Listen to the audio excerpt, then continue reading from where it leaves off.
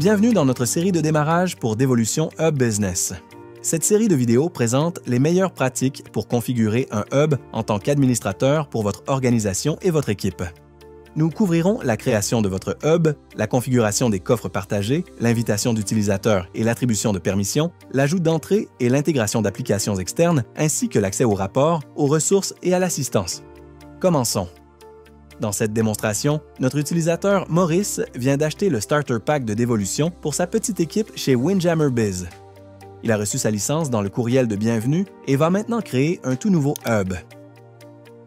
Il peut le faire directement depuis le portail Devolution, son centre de commande pour tout ce qui concerne Devolution. Quelques minutes après avoir créé le hub, il recevra un courriel de bienvenue avec un lien pour accéder à sa nouvelle instance déployée. Lors de sa première connexion, Maurice est invité à télécharger son kit d'urgence. Il est important de conserver ce kit en lieu sûr. Si vous devez un jour réinitialiser votre mot de passe ou perdez l'accès à votre compte, c'est grâce à ce kit que vous pourrez récupérer l'accès à votre coffre. Une fois connecté, nous pouvons entrer les informations de licence, qu'il s'agisse du Starter Pack comme Maurice ou d'un autre type de licence. Dans ce cas, l'activation de notre forfait donne accès à d'autres outils comme Remote Desktop Manager et la fonctionnalité PAM. Nous allons maintenant lui attribuer une licence. À cette étape, vous remarquerez une case à cocher permettant d'attribuer automatiquement une licence lors de l'intégration de nouveaux utilisateurs. Pour l'instant, allons dans la section d'attribution et attribuons à Maurice la première licence Starter Pack. Maurice va ensuite inviter l'un de ses collègues, Bob, à rejoindre le hub en tant qu'administrateur.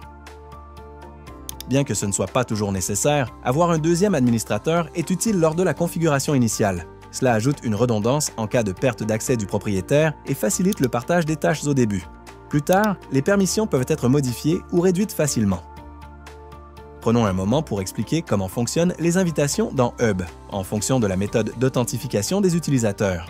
La première méthode utilise un compte Devolution. Si la personne invitée n'en possède pas, elle recevra un courriel de bienvenue avec un mot de passe temporaire pour en créer un.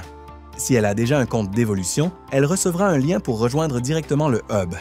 Nous avons aussi l'authentification unique, SSO, avec Microsoft ou Okta, qui nécessite une configuration préalable mais s'intègre parfaitement avec vos fournisseurs d'identité actuels et permet aussi le provisionnement de comptes. Enfin, nous avons le service de chiffrement Hub, une option auto-hébergée qui fournit des clés de chiffrement aux utilisateurs, leur permettant d'accéder à votre Hub avec leurs clés. Ces trois méthodes sont efficaces. Pour plus de détails sur leur configuration, consultez la documentation sous l'onglet « Ressources » à l'adresse devolution.net. Notre environnement, ici, étant simple, nous allons utiliser la méthode avec un compte Devolution. Sachez que si vous utilisez le SSO ou le service de chiffrement, le processus d'invitation sera légèrement différent. De retour à l'écran d'invitation, dans ce cas, Bob possède déjà un compte Devolution. Nous pouvons donc choisir s'il peut utiliser Devolution Hub en mode hors connexion dans des applications comme Workspace ou Remote Desktop Manager, mais nous aborderons cela plus tard dans la série. Pour l'instant, terminons son invitation afin de passer à l'étape suivante. Maintenant que nous avons deux administrateurs, il est temps de créer des groupes d'utilisateurs. Les groupes d'utilisateurs facilitent énormément l'intégration.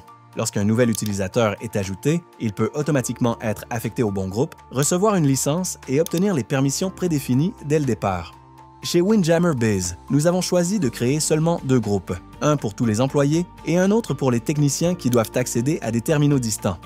Il est aussi important de mentionner que puisque Maurice et Bob sont des administrateurs, ils n'ont pas besoin d'être ajoutés à un groupe, car ils auront toujours accès à toutes les zones du système.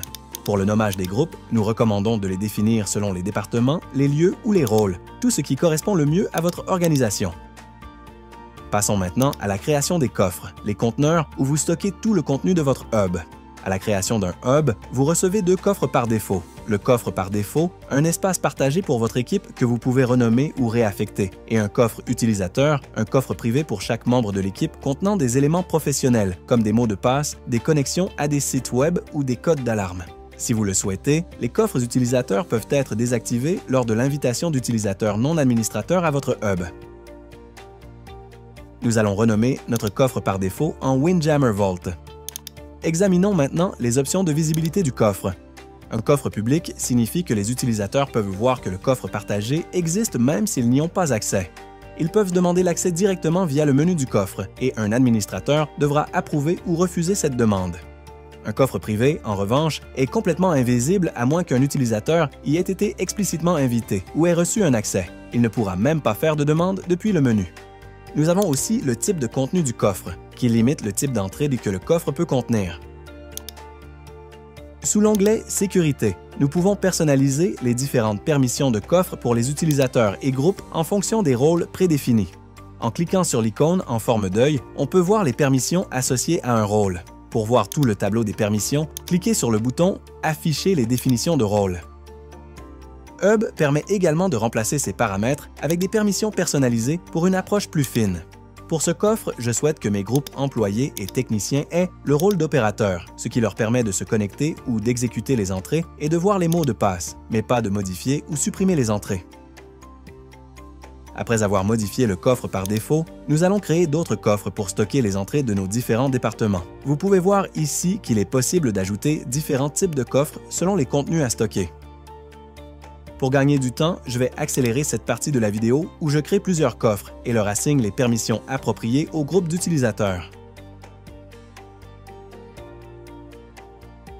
À la fin, tous mes groupes d'utilisateurs et coffres seront créés et prêts à être utilisés.